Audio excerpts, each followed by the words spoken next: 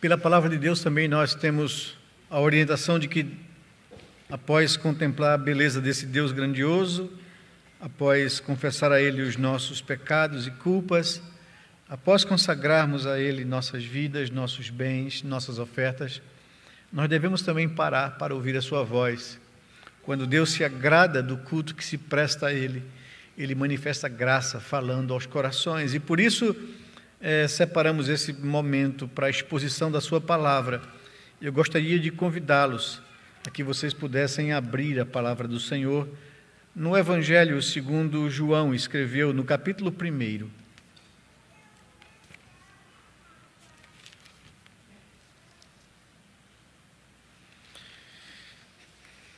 E concentrarmos nas palavras de João o Batista.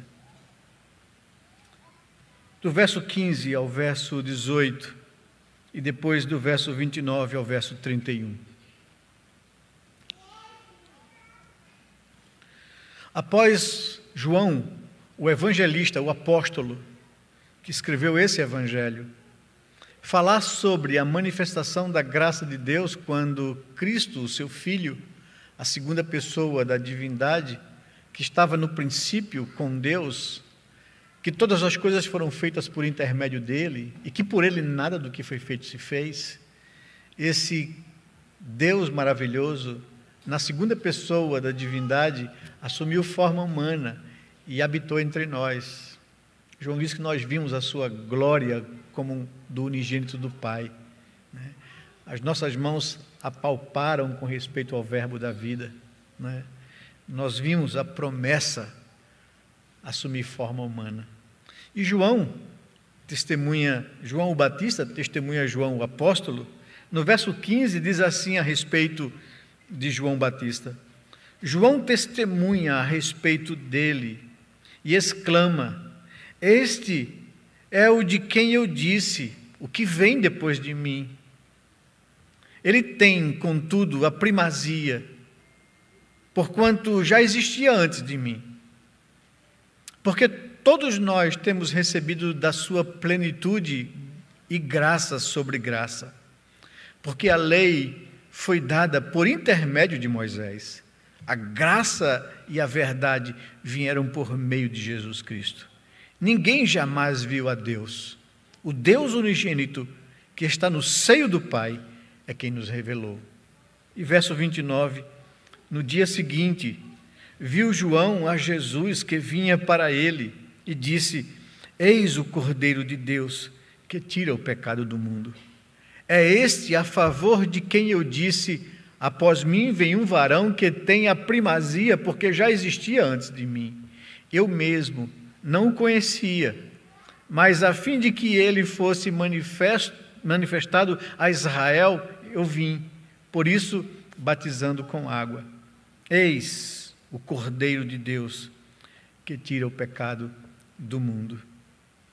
Pai querido e Deus amado, nós nos colocamos diante do Senhor nesse momento agora, após contemplar a Tua grandeza, Tua santidade, Tua beleza, após reconhecermos a nossa pecaminosidade, quão indignos somos de estar na Tua presença, mas após admitir isso e confessar os nossos pecados, recebermos do Senhor o perdão, a purificação e a acolhida em Tua presença, cantamos louvores ao Senhor, bendizemos o Teu nome, manifestamos a gratidão que há em nosso coração, por Tua bondade, graça e misericórdia em favor de nós, ó Senhor. Destes o Teu bem mais precioso para nos resgatar da condenação. Louvado seja o Teu nome, Senhor. Recebe, pois, a nossa vida como oferta aceitável na Tua presença, agradável ao Senhor. E agora fala ao nosso coração pela Tua palavra, Senhor, que o Teu Espírito nos conduza a toda a verdade, que Ele nos instrua, que Ele nos corrija, que Ele nos abençoe e eduque a viver uma vida que agrade a Ti. Fala ao nosso coração, recebe a nossa gratidão e faz com que possamos celebrar a Tua mesa com alegria nesse dia de hoje. dia da ressurreição de Cristo, dia da vitória do Senhor sobre a morte. E louvado seja o teu nome por isso, Senhor Deus. Fala ao nosso coração, é o que nós te pedimos, em nome de Jesus, nosso amado Redentor, a quem rendemos toda a honra, toda a glória e louvor. Amém, Pai amado, amém. Quando João o Batista viu Jesus se aproximar dele, falou em alta voz, apontando para Jesus: eis, aí está, o Cordeiro de Deus que tira o pecado do mundo. É isso que significava a festa daquele momento em Israel, a celebração de uma das 3 grandes festas judaicas, a Páscoa. A Páscoa era uma das 3 grandes festas anuais de Israel. Naquela festa, era celebrado algo ocorrido há milênios, quando Deus libertou o povo de Israel da escravidão do Egito. Deus havia dito aos israelitas naquela ocasião que eles, cada um com suas famílias, ficassem dentro de suas casas e preparassem uma ceia onde um cordeiro seria imolado, seu sangue derramado numa tigela, numa bacia, passado nos umbrais da porta de entrada da casa pelo lado de fora. Naquela noite, Deus traria uma praga sobre o Egito e muitos morreriam. Naquela noite, Deus traria o juízo sobre o Egito, por ter escravizado o povo de Deus e por ter endurecido contra Moisés e não permitido que o povo saísse para servir a Deus na terra que Deus havia preparado para eles. Deus trouxe uma maldição sobre o Egito e todo filho primogênito das famílias dos egípcios morreram naquela noite. Foi um dia de sofrimento, uma noite de dor que Deus trouxe sobre o Egito. O anjo da morte passou sobre o Egito e todo filho primogênito das casas que não estavam protegidas pelo sangue do Cordeiro foi morto. Houve grande pranto, grande sofrimento sobre a terra. Assim Deus quebrou o orgulho de Faraó e o seu povo foi liberto. Desde então, os israelitas comemoram a libertação de Deus, a Páscoa, a passagem do anjo. Mas tudo aquilo era sombra do verdadeiro sacrifício e da verdadeira libertação que viria da parte de Deus para o seu povo. João Batista, ao ver Jesus pela primeira vez, como ele mesmo testemunha no texto que lemos, matou a charada. Por isso ele, inspirado pelo Espírito de Deus, chamou a atenção de todos ali presentes. Ele, Jesus, é o Cristo, o Messias. Ele verdadeiramente é o Cordeiro de Deus que será morto como um sacrifício para tirar o pecado do ser humano. É este sacrifício que é capaz de perdoar os nossos pecados e de nos redimir do justo juízo do Deus eterno. Por isso, pregava João, arrependam-se, para que seus pecados sejam perdoados. É isto que é comemorado na Páscoa. É isso que a Páscoa nos ensina. Foi pago um alto preço pela nossa redenção. Deus nos amou de tal maneira que deu o seu Filho para que todo aquele que nele crê não mais pereça, mas tenha vida eterna. É isso que a Páscoa significa. Essa é a mensagem da Páscoa. É a isso que ela aponta. E é a isso que João Batista estava falando. Naquela sexta-feira sombria, onde tudo funcionou para tirar a esperança daqueles que criam em Deus. Tudo parecia o fim, mas na verdade era só o começo do que Deus havia preparado para ele. Então nós não devemos temer absolutamente nada, porque o nosso Redentor amado venceu a morte e nos traz a esperança da vida eterna. Eu gostaria de, nesse domingo que celebramos a ressurreição de Cristo Jesus e a sua vitória sobre a morte, falar desse Cordeiro Pascal, que foi identificado por João diante de toda aquela multidão. Eis aí está o Cordeiro de Deus que tira o pecado do mundo. Eis a razão de termos celebrado a Páscoa. E Deus exatamente colocou nesse dia da Páscoa a morte do seu Filho naquela cruz. De fato, hoje em todo o Ocidente se celebra o Dia do Senhor. É assim que significa a palavra domingo em latim. Dia do Senhor. O dia da ressurreição. O dia da sua vitória sobre a morte. E talvez, eu acho que pela segunda vez, nós, num domingo de Páscoa, nós vivemos dias de restrições, onde não há a liberdade de todos que desejam de poder vir diante de Deus com a comunidade dos santos para bendizer o nome do Senhor e celebrar juntos, em comunidade, como a palavra de Deus nos aconselha e nos diz que devemos fazer para celebrar o nosso Deus. Talvez mais esse domingo seja diferente de todos os tempos, por causa desse isolamento, por causa dessas restrições. Seria então, eu digo aos pais, às famílias, seria então uma excelente oportunidade para as famílias se reunirem durante o dia de hoje, lerem a história da morte, da crucificação e da ressurreição de Jesus com os seus filhos. Todos os 4 evangelhos nos contam e nos trazem detalhes dessa última semana, dessa semana última da vida de Jesus aqui na terra.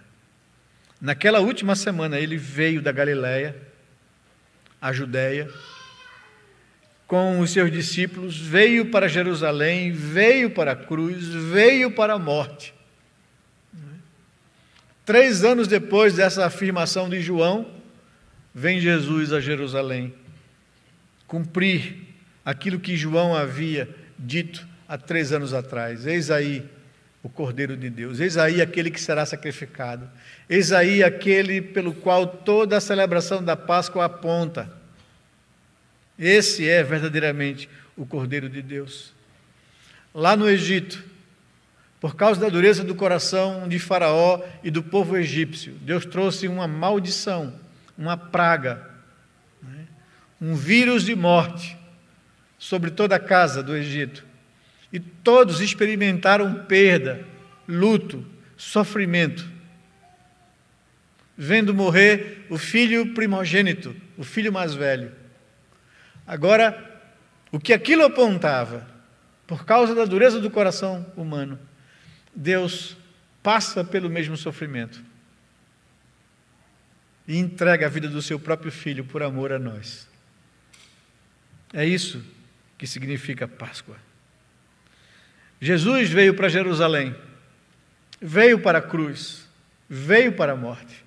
Jesus veio a este mundo, encarnou e assumiu forma humana exatamente para isso. Ele tinha plena consciência de tudo, pois fora Ele mesmo, junto com o Pai e com o Espírito, que decidiram redimir o homem criado por eles.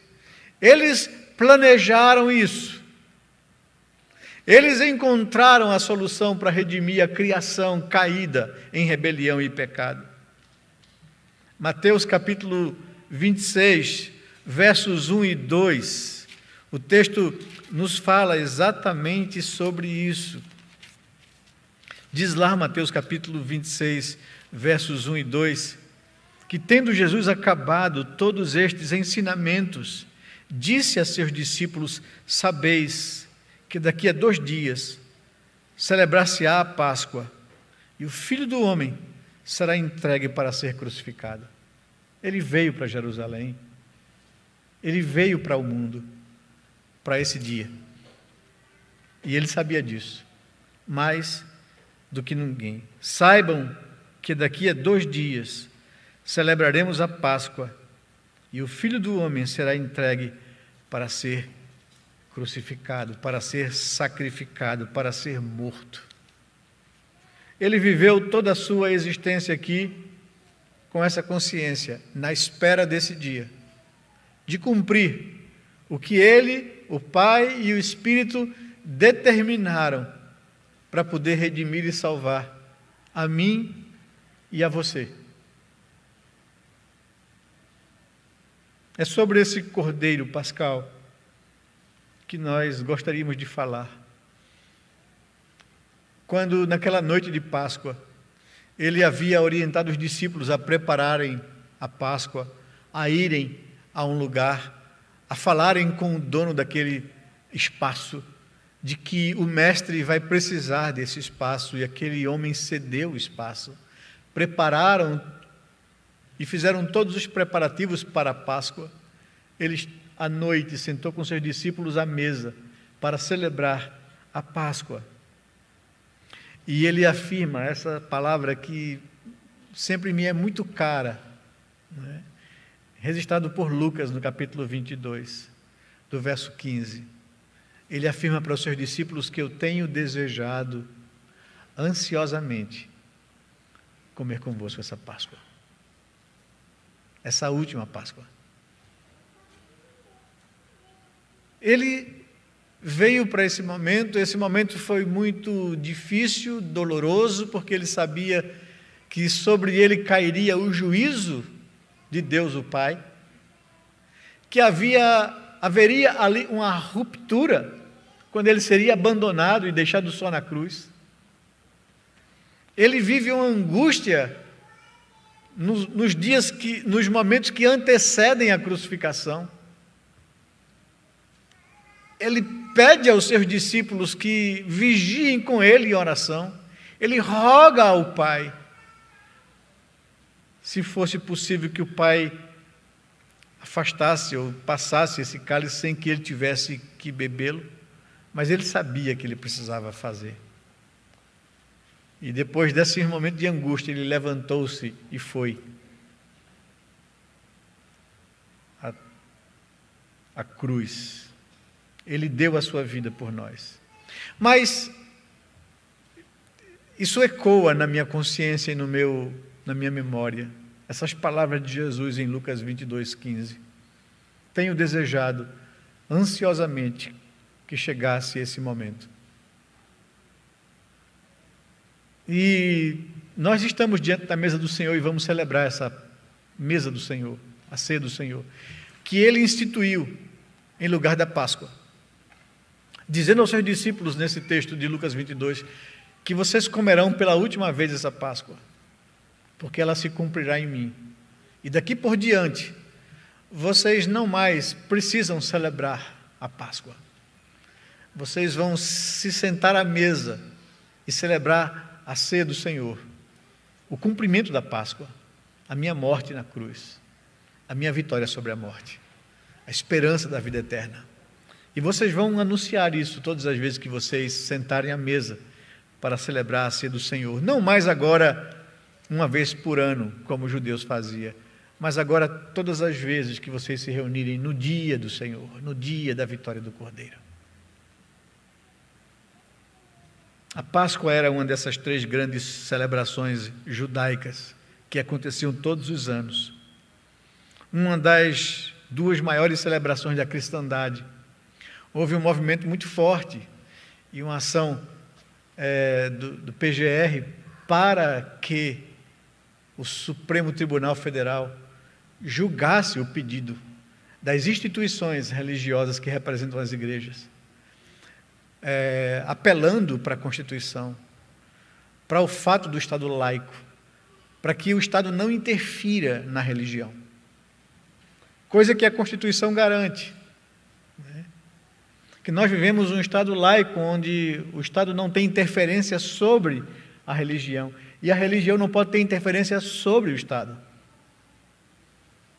Mas o que nós temos visto nesses últimos dias em nome da vida, né, é a proibição injustificável à igreja.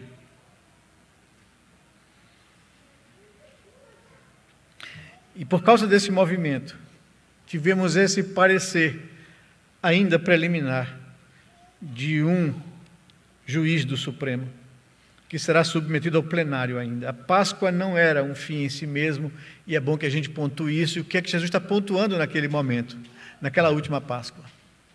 A Páscoa não era um fim em si mesmo, ela apontava para algo maior.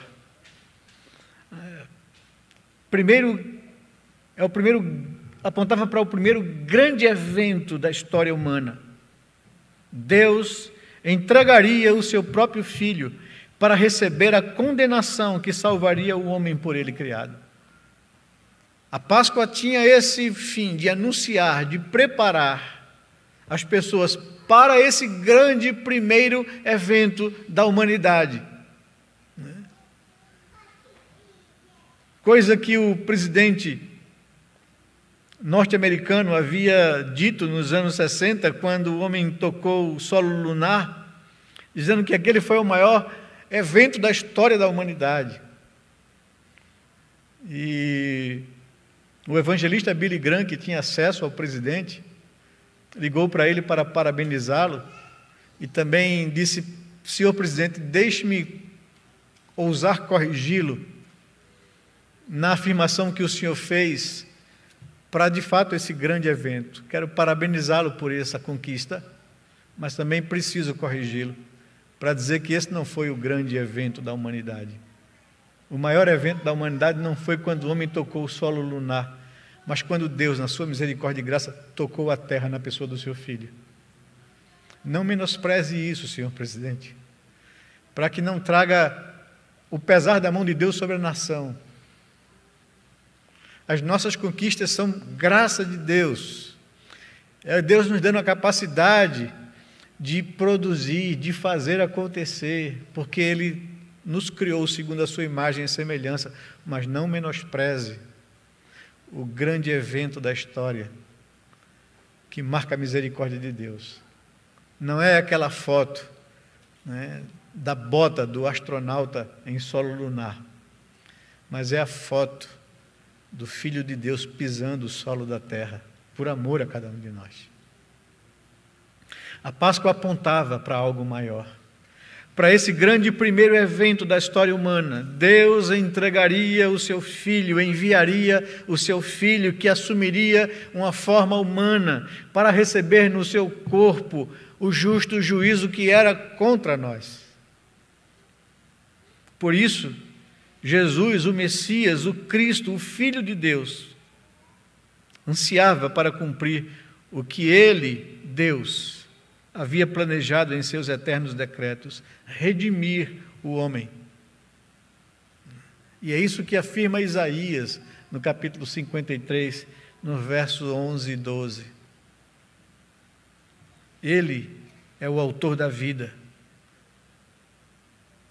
E Ele, o autor da vida, havia se tornado homem para se entregar à morte como o Cordeiro Pascal. É isso que a Páscoa aponta.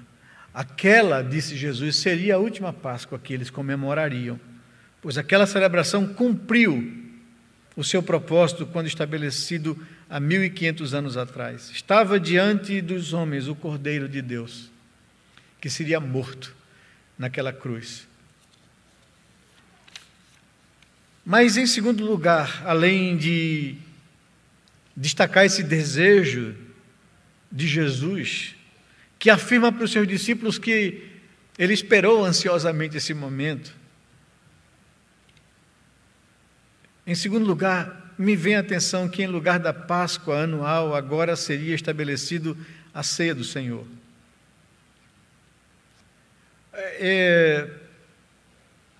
Às vezes eu tenho receio, como um pastor e teólogo, da afirmação que é feita que a Páscoa é uma das maiores celebrações do cristianismo. Quando eu vejo alguém afirmar isso, me passa a impressão de que ele não entendeu que a Páscoa se cumpriu em Cristo.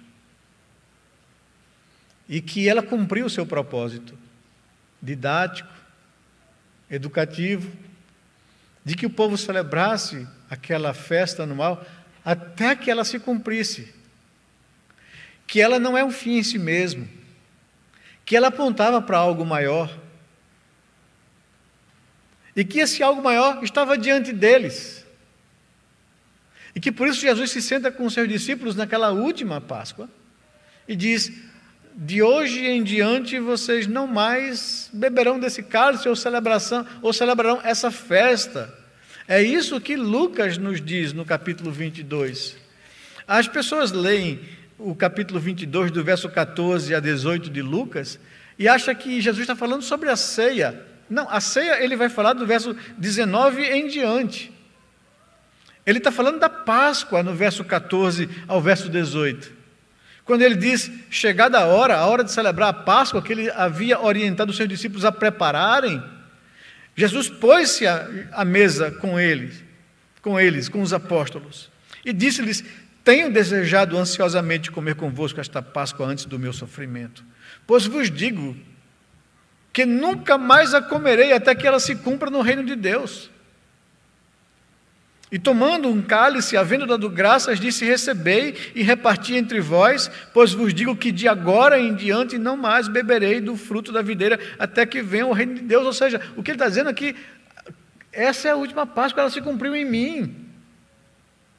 E aí, então, o verso 19, e tomando um cálice, um pão, tendo dado graças, partiu e lhes deu, dizendo: isto é o meu corpo oferecido por vós, fazei isso em memória de mim. E semelhantemente, depois de haver ceado, tomou o cálice, dizendo: este é o cálice da nova aliança no meu sangue, derramado em favor de vós. E o apóstolo Paulo, juntamente com esse ensino e com os demais evangelhos, afirma que vocês celebrarão isso, a ceia do Senhor, até que Ele venha. Mas daqui a pouco a gente fala disso.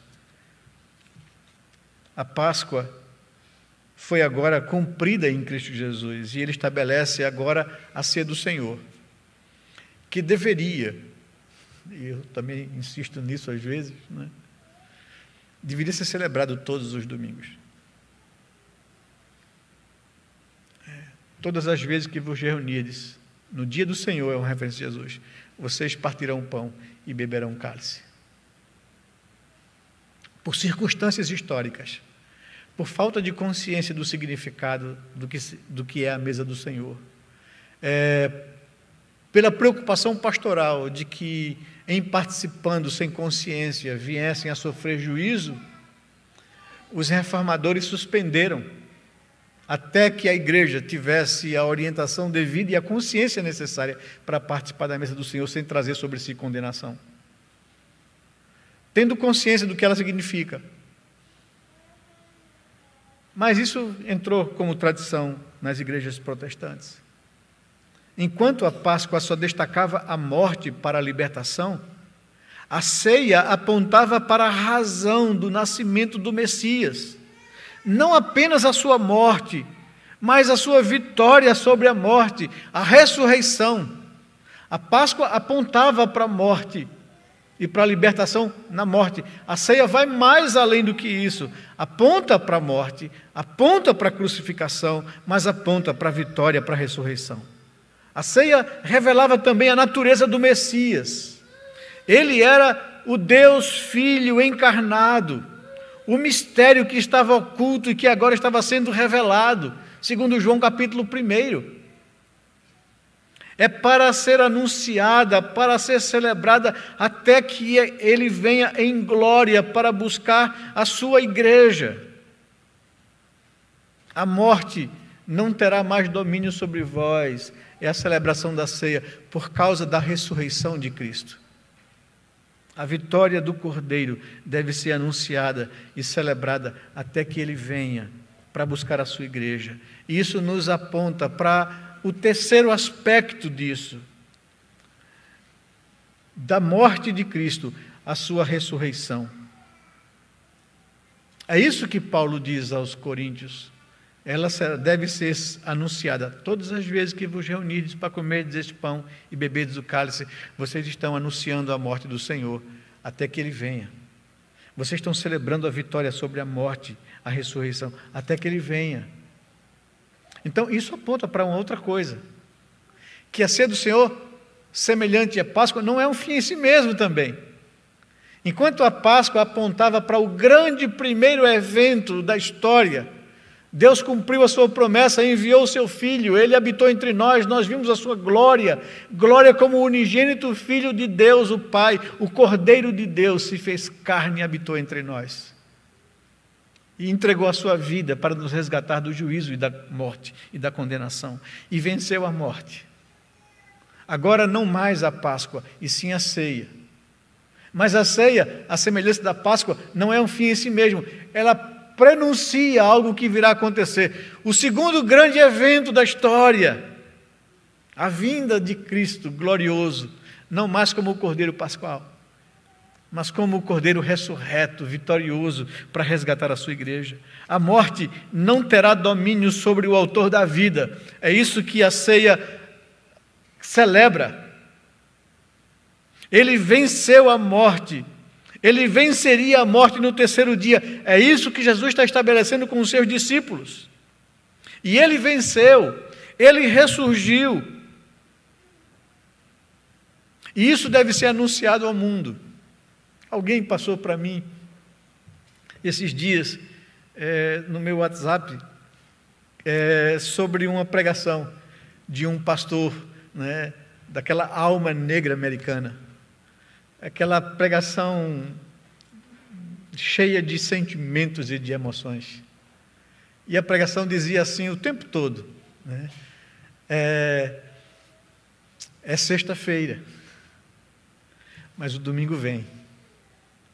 E na sexta-feira parece que aconteceu tudo de ruim. Parece que as forças do inferno se levantaram contra Deus. Os discípulos perderam a sua esperança. Fugiram amedrontados. Deixaram o meu Redentor sozinho naquela cruz. Ele foi judiado, massacrado, surrado. Lhe puseram uma coroa de espinho. Parece que o mal venceu. Era uma sexta-feira, mas o domingo está vindo. E o domingo aponta para a ressurreição. O que parecia o fim era o começo de uma nova vida com Deus. Essa era a mensagem: a morte não terá domínio sobre o autor da vida. Era necessário que ele morresse, para que ele pudesse vencer a morte com a sua ressurreição. Ele venceu, ele viu o resultado do penoso fruto do seu trabalho, diz o profeta Isaías. A nossa salvação, a nossa redenção. Aqueles a quem ele trouxe para si e venceriam a morte. É isso que tem que ser anunciado ao mundo, o amor e a graça de Deus concedida aos homens naquela cruz. Por isso, celebrem a ceia. Celebrem todas as vezes que vocês se reunirem. Todas as vezes que comerdes este pão e beberdes o cálice, vocês estão anunciando a morte do Senhor até que Ele venha. Vocês estão anunciando a graça de Deus, o Evangelho, na sua plenitude, o amor de Deus que trouxe sobre si mesmo perda e morte do seu Filho, do seu precioso Filho, do seu Filho unigênito, por amor ao homem que Ele criou. A Páscoa e a ceia apontam para esses dois grandes eventos na história. A Páscoa para o primeiro grande evento. Ele veio, Deus cumpriu a sua promessa. O seu Filho se fez carne e entregou a sua vida naquela cruz por nós. Cumpriu o seu propósito, a Páscoa. Agora estabelece a ceia, que também não é um fim em si mesmo, e aponta para o segundo grande evento da história. Ele voltará para recolher os seus e para julgar o mundo. Ele voltará vitorioso. Haverá uma celebração maior. A ceia, como a Páscoa, cumpre um propósito. ela aponta para esse evento maior, a segunda vinda de Jesus, a vinda gloriosa, até que ele venha, diz Paulo.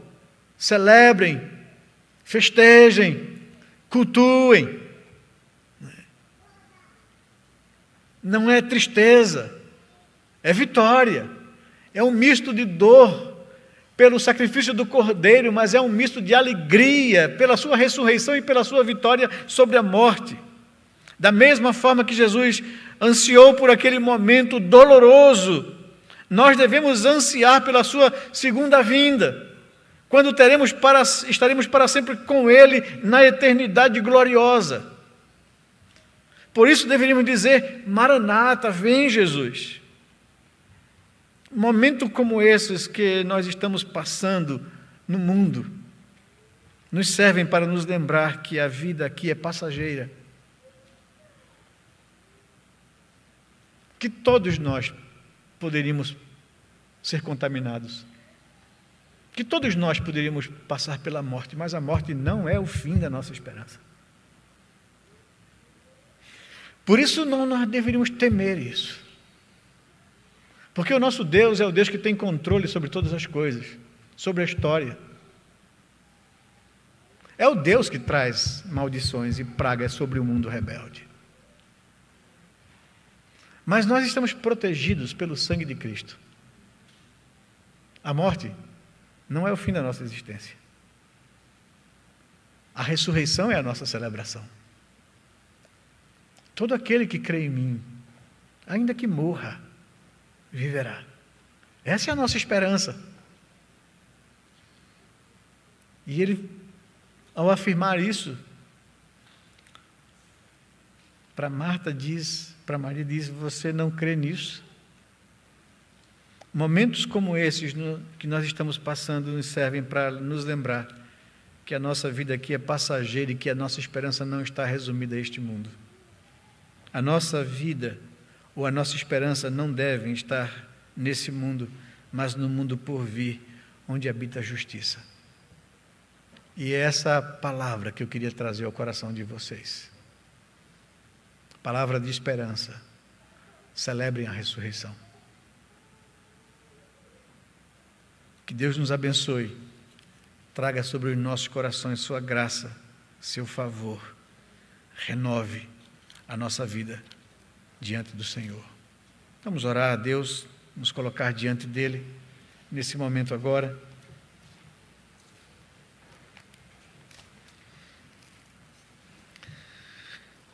Pai querido, Deus de amor e misericórdia, nós agradecemos ao Senhor pelo Teu grande amor em enviar o Teu Filho, em dar o Teu Filho, em entregar o Teu Filho para ser morto em nosso lugar, para receber do Seu corpo a condenação que era nossa.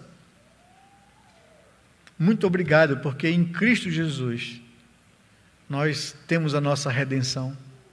Muito obrigado, porque Cristo venceu a morte e nos traz a esperança da vida eterna, da ressurreição.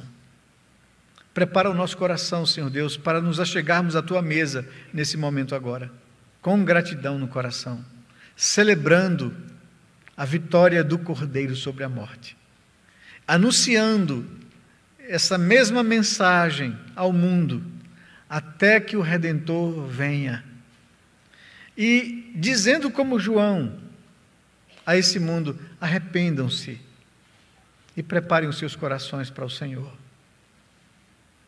É o que nós te pedimos em oração, com um coração grato, em nome de Jesus, Pai. Amém, Senhor Deus. Amém, Pai amado. Amém.